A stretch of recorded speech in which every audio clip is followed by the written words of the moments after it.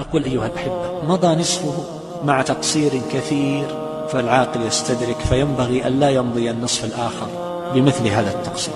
الجد الجد، وما هي إلا أيام سريعة ثم يمضي هذا الشهر كلمح البصر. ويتذكر الإنسان أن حياته جميعا كانت كلمح البصر.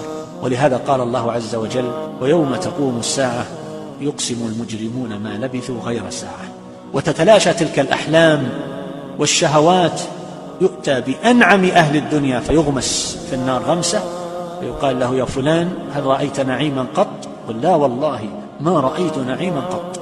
وتتلاشى أيام التعاسة والبؤس على من لزم طاعة الله عز وجل، يغمس في الجنة غمسة واحدة، ثم يقال: هل مر بك بؤس قط؟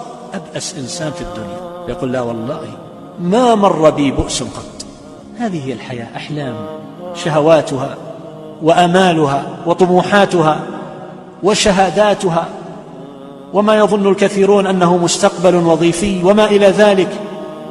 كل هذا يتلاشى ويمضي، ثم بعد ذلك تحق الحقائق، ويبصر الإنسان ما تحت قدميه على أي أرض يقف، ويعرف ما قدم.